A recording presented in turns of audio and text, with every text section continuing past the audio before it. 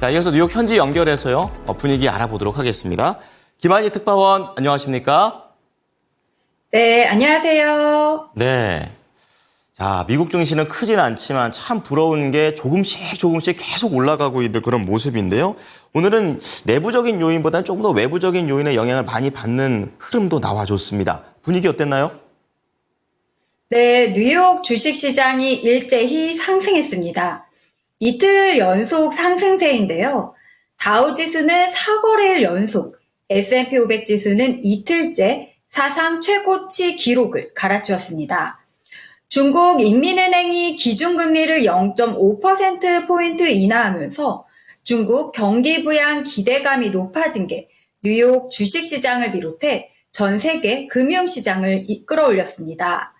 뉴욕 증권거래소에서 다우존스 30산업평균지수는 전 거래일 대비 0.15% 오른 42,124.65의 장을 마감했습니다.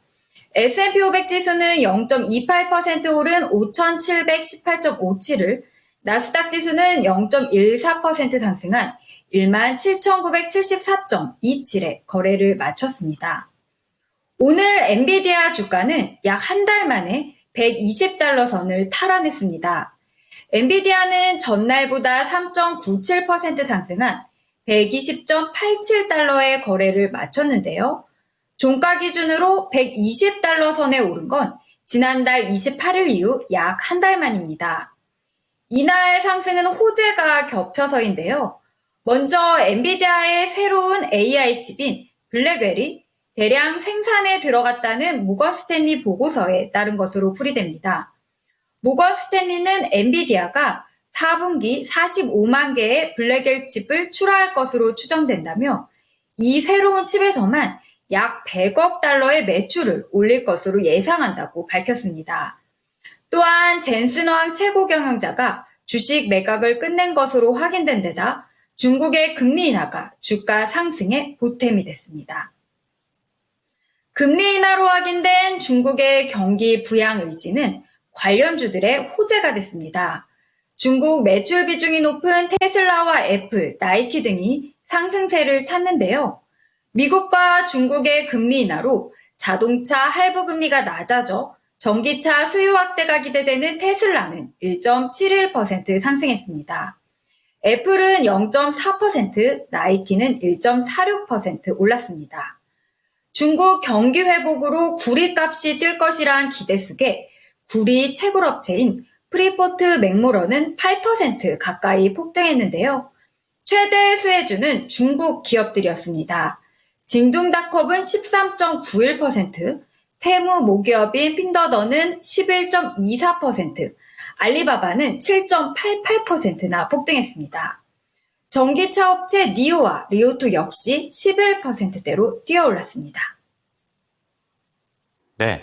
자, 중국의 이런 움직임들이 미국 증시에도 영향을 미치는 분위기였었는데요. 하지만 이제 미국 내부적으로는 조금 아쉬운 부분이 있었습니다. 소비자 신뢰지수가 발표됐죠? 네, 오늘 발표된 경제지표는 사실 증시에 긍정적이지는 않았습니다. 미국 소비자들의 경제에 대한 자신감을 보여주는 소비자 신뢰도가 3년 내 크게 떨어졌다는 소식에 뉴욕 증시는 장 초반 하락 반전하기도 했는데요. 미국 컨퍼런스 보드는 9월 미국 소비자 신뢰 지수가 98.7을 기록했다고 발표했습니다. 이는 8월인 105.6에 비해 크게 떨어진 수준이고 다우존스가 설문조사한 예상치도 밑돌았습니다. 3년여 만에 가장 큰 폭의 하락세인데요. 다나 피터스 수석 이코노미스트는 소비자 신뢰지수를 구성하는 5개 지수가 모두 악화했다며 현재 경제 여건에 대한 소비자들의 평가도 부정적으로 돌아섰다고 했습니다. 특히 현재 고용시장 상황에 대한 평가가 더 약해졌고 미래 고용시장 여건에 대해서도 더 비관적이게 됐다고 설명했습니다. 미국 연준위원회 공개 발언은 오늘도 이어졌는데요. 미셸 보먼 연준이사는 인플레이션이 우려된다면서 지난 18일 B컷이 아닌 보다 신중한 접근 방식을 취했어야 한다고 말했습니다. 보먼 이사는 B컷에 반대한 유일한 인사로 당시 0.25%포인트 금리 인하가 적절하다고 주장했었죠. 투자자들은 연준의 향후 금리 인하 폭과 속도에 대한 단서를 찾기 위해 이번 주 예정된 제롬 파월 연준 의장과 아드리아나 쿠글러 연준 의사, 리사 쿡 이사 등 발언 역시 대기하고 있는 상황입니다.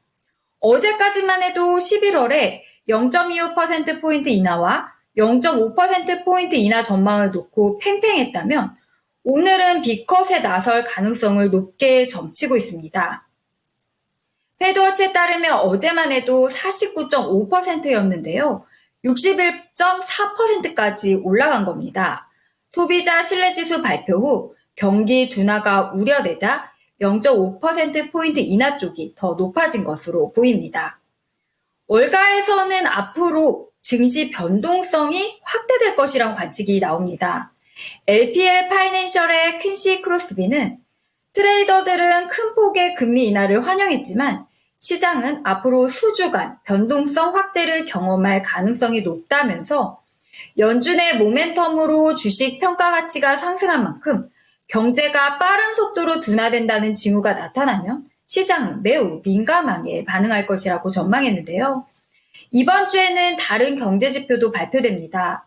연준이 가장 주목하는 지표인 8월 개인 소비 지출, PCE 물가 지수가 금요일 발표되는데 인플레이션 둔화에 추가 증거를 제공할지 여부가 관심이고요. 하루 앞선 목요일에는 미국의 2분기 실질 GDP 성장률 확정치가 공개되는데 투자자들은 경제 지표 결과에 하나하나 민감하게 반응할 것으로 보입니다. 내일 일정 살펴봅니다. 내일 지표로는 8월 주택 착공허가 신규 주택 판매가 발표되고요. 아드리아나 쿠글러 연준 이사 연설이 예정돼 있습니다. 실적으로는 마이크론 실적이 발표될 예정입니다. 자, 발언과 그리고 마이크론 실적 되게 중요하죠. 잘 알아보도록 하겠습니다. 오늘 말씀 감사합니다. 네, 감사합니다. 지금까지 모닝인 뉴욕이었습니다.